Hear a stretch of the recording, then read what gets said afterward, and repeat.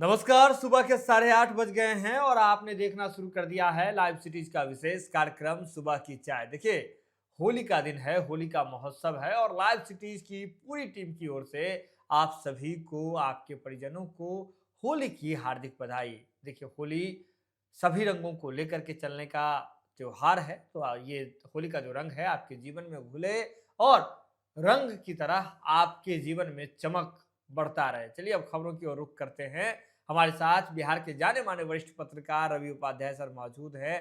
तो सर, सीधे तौर पर बिहार में देखिए राज्यसभा चुनाव को लेकर के चर्चाएं तेज हो गई है। अब जनता दल यूनाइटेड नीतीश कुमार की पार्टी की ओर से उम्मीदवार दिए जाने हैं, आज ही दिए जाने हैं। क्या अपडेट्स है सर? नहीं, देखिए, सबसे बड़ी बात है कि राज्यसभा चुनाव को लेकर के जो नोटिफिकेशन बीते पिछले दिन जारी हुआ था, जी। तो वो इस बात को समझ लीजिए कि अब जो है सो 5 तारीख को अंतिम दिन है हम्म। नॉमिनेशन का, नामांकन का। और भारतीय जनता पार्टी जो एनडीए फोल्ड में है, बड़ी पार्टी है, उसने अपने 2 प्रत्याशियों के नाम की घोषणा कर दी है। जी। आप जैसा जान रहे हैं, सीवेश राम हैं और नितिन नवीन जो भाजपा के राष्ट्रीय अध्यक्ष हैं, वो 2 भारतीय जनता पार्टी ने अपने कोटे से जारी कर दिया है। जी। और एक जो है सो आरएलएम प्रमुख, पूर्व अभी राज्यसभा के सांसद भी हैं, तो हम्म। वो उनका भी एक तरीके से कहा जाए, उनके नाम की भी घोषणा भारतीय जनता पार्टी ने की ओर कर से कर दी। दी गई है। जी। उपेंद्र कुशवाहा भी भाजपा कोटे से ही जा रहे हैं, तो 3 सीट कन्फर्म मान के चलिए ये हो गया। हम्म। अब 2 सीट जो जेडीयू के खाते में है, हम्म। जेडीयू के खाते में है 2 सीट, तो उस पर क्या होगा, इस पर ऊहापोह की स्थिति बनी हुई है। हरिवंश नारायण सिंह जो राज्यसभा में उपसभापति हैं, वह जाएंगे कि नहीं। रामनाथ ठाकुर जो स्वर्गीय एक्स चीफ मिनिस्टर जननायक कर्पूरी ठाकुर के पुत्र हैं, जी। नरेंद्र मोदी कैबिनेट मिनिस्टर हैं, उनका तो लगभग दिखाई पड़ रहा है, लेकिन एक नाम पर कहीं संशय बना हुआ है। और देखिए, एक बात और थी, जी। पवन सिंह जाएंगे कि नहीं। पवन सिंह का पत्ता कट गया है। पवन हम्म। सिंह का पत्ता कट गया है। बार बार हम लोग कह रहे थे कि पवन सिंह को जाने में संशय है, जी। क्योंकि सामने बंगाल का चुनाव है। बंगाल में वो एक बार, पश्चिम बंगाल में वह उम्मीदवार भी भारतीय जनता पार्टी की ओर से बने थे, लेकिन कई कारणों के कारण पवन सिंह को उस समय उम्मीदवार नहीं बनाया गया था। वहां जी। से टिकट देकर के उनको विड्रॉ किया गया था।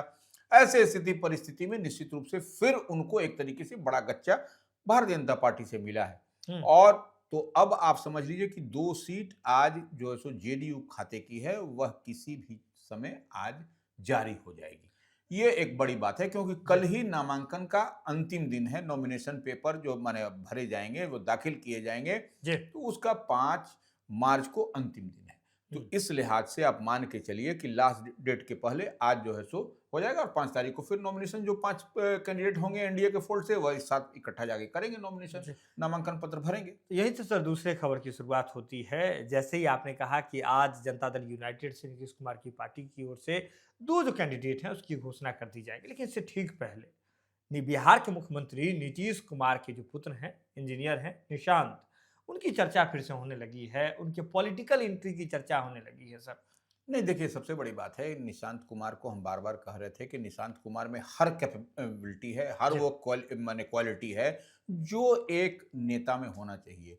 वह पढ़े-लिखे भी हैं, तमाम तरह के गुण उनमें हैं और नीतीश कुमार के पुत्र हैं, तो इससे कौन इनकार करेगा। और पार्टी के में लंबे समय से यह डिमांड पार्टी के कार्यकर्ता उठा रहे थे, जी। कर रहे थे कि निशांत कुमार की एंट्री हो। निशांत कुमार पार्टी की कमान संभाले, पार्टी में आए, तो ये निश्चित रूप से यह ऊहापोह की स्थिति बनी हुई है। जी। और हाँ, ना, ना, हाँ चल रहा है। हालाँकि जेडीयू के कई बड़े चेहरे, हुँ। अब जैसे संजय झा जो पार्टी के कार्यकारी अध्यक्ष हैं, राष्ट्रीय जी। कार्यकारी अध्यक्ष, राज्यसभा सांसद हैं, उन्होंने कई अवसरों पर कहा कि यह तो निर्णय निश्चित रूप से नीतीश कुमार जो जदयू के राष्ट्रीय अध्यक्ष हैं, आपको चीफ मिनिस्टर बिहार हैं, उनको करना है, लेकिन कार्यकर्ताओं की डिमांड है। अब देखिए, श्रवण कुमार जो उसी समाज से आते हैं, नीतीश कुमार के समाज से आते हैं, मंत्री भी हैं नीतीश कैबिनेट में, उन पर उन्होंने भी वही बात कही है जी। कि एक तरीके से हरी झंडी भी वो देते हुए दिखाई पड़ रहे हैं।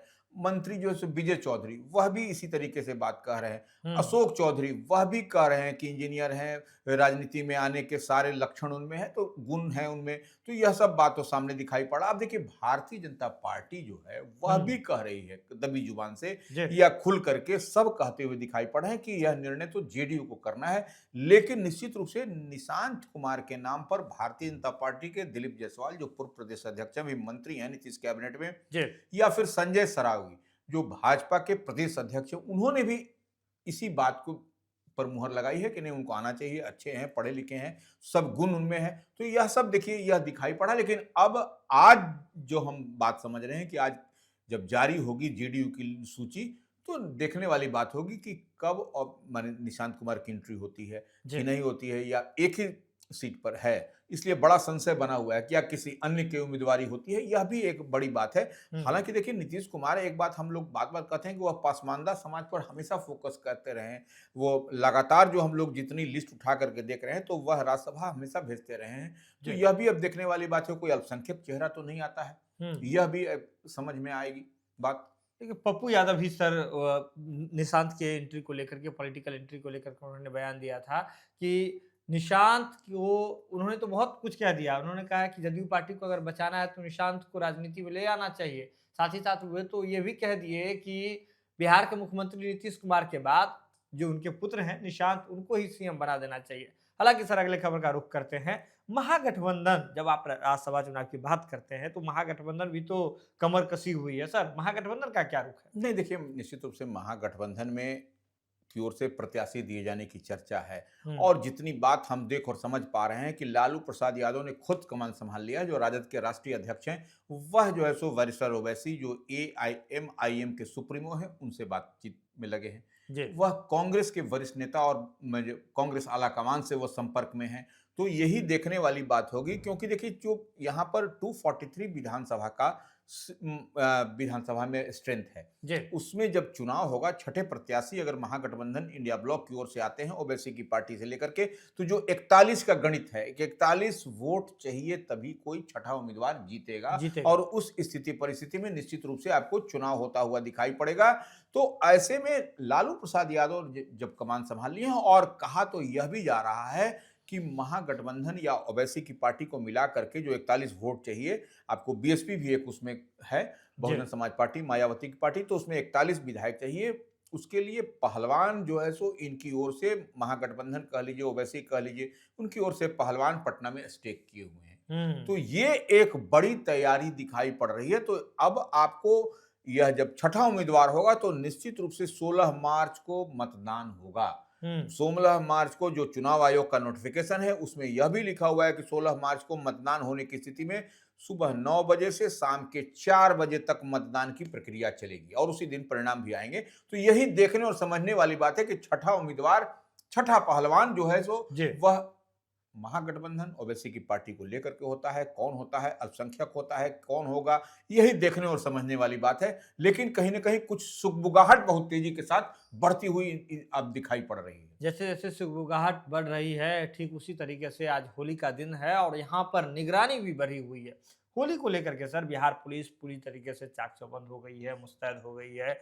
क्या कुछ अपडेट है सर? नहीं देखिए, निश्चित रूप से रंगों का त्योहार होली है, जी, और रंग प्रेम मोहब्बत का त्योहार है। एक दूसरे को, हर धर्म हर समाज के लोग एक दूसरे को रंग लगा करके अपना खेलते हैं, और यही रंगों का त्योहार, हर रंग में होता है गुलाल, तो वही खेलने की बात है, और ये परंपरा चली आ रही है। तो होली के समय में आप हुड़दंग करिएगा, आप सड़क पर, चौराहे पर, कहीं पर भी, तो वह आपको कुछ भी उद्दंडता करिएगा, तो उसके लिए पुलिस और प्रशासन पूरी तरीके से अलर्ट है। जी, और आप उद्दंडता करते हुए पकड़े जाइएगा, तो पुलिस आपको दबिश देगी, आपको पकड़ करके सलाखों के पीछे ले जाएगी। और तो और जो डीजे है, हुँ, डीजे पर भी पूरी तरीके से प्रतिबंध लगा दिया है। किसी प्रकार का कोई जुलूस प्रदर्शन नहीं करना है। हुँ, शांतिपूर्ण तरीके से रंगों का त्योहार है, आप प्रेम और सौहार्द से मनाइए, नहीं हुँ। तो इधर-उधर करिएगा तो फिर पुलिस के शिकंजे और दबिश में आ जाइएगा। सीधे तौर पर समझिए, अगर आप किसी भी प्रकार का कोई जुलूस निकालने का सोच रहे हैं तो सबसे पहले परमिशन ले लीजिए। बिना परमिशन का अगर आप कोई भी किसी भी प्रकार का छोटा-बड़ा अगर जुलूस निकालते हैं तो आप फिर प्रशासनिक कार्रवाई के शिकार हो जाएँगे। इसके साथ ही सर अगले खबर का रुख करते हैं। जिस तरह से सर चुनाव से पहले और चुनाव के दौरान जो है भारत का और नेपाल का जो पड़ोसी राज्य है हमारा देश है हमारा, बॉर्डर सर सील कर दिया गया है। नहीं देखिए, नेपाल में जो है सो प्रतिनिधि सभा का चुनाव, जी। तो 2 मार्च की रात से 5 तारीख की आधी रात तक वह बॉर्डर को पूरी तरीके से प्रतिबंधित रहेगा, आना-जाना, आवाजाही बंद रहेगा। और यह जब नेपाल में चुनाव हो रहा है तो बिहार से लगा हुआ जो नेपाल का बॉर्डर एरिया है, उस पर पूरी तरीके से चौकसी है। उस तरीके से कहा जाए तो वह उसको सील कह दिया जाए। सील कहने का मतलब न इधर से आवाजाही होगी, न उधर से आवाजाही होगी। जी। 2 मार्च से ही आपको 5 मार्च की आधी रात तक, तो यह एक और पूरी तरीके से दोनों माने इधर माने भारत से लगा हुआ जो सीमा है, यानी बिहार का बॉर्डर एरिया पड़ता है जो नेपाल से लगा हुआ, और नेपाल का जो एरिया है जो वहाँ हुँ। पर दोनों तरफ से माने मुस्तैदी पुलिस की तैनाती की गई है। सर बर्ड फ्लू को लेकर के पटना में हाई अलर्ट हो गया है। अब तो जो अभी होली का त्योहार है और ऐसे में जो नॉनवेज खाने वाले, नॉनवेज के शौकीन लोग हैं जो मुर्गा खाते हैं खासकर, तो ऐसे में वहाँ तो बहुत परेशानी हो रही है लोगों को। नहीं देखिए, निश्चित रूप से बर्ड फ्लू जब है तो एहतियात के तौर पर प्रशासन की ओर से यह जी। सतर्कता बरती जा रही है। और जो चिकन जिसको मुर्गा कहा जाता है वो उसको जो है सो उस पर प्रतिबंध है, उसको अब अलर्ट है। आपको खरीदारी नहीं करनी है, थोड़ा सा एहतियात बरतना है, यही सबसे बड़ी बात है। अपने भी जान बचाइए, दूसरे की भी जान बचाइए। हुँ। थोड़ा सा कुछ दिन एहतियात बरत लीजिए, सब कुछ ठीक हो जाएगा। सीधे तौर पर समझिए कि पटना के साथ-साथ अलग-अलग जगह जिस तरह से बर्ड फ्लू की चर्चा चल रही है और ऐसे में जो दुकानदार हैं, वह अभी दुकानदार खाली हाथ बैठ गए हैं, लोग वहाँ पर ग्राहक नहीं पहुँच रहे हैं, क्योंकि उनका जो होली है, इस वजह से उनका काफ़ी फीका जा रहा है।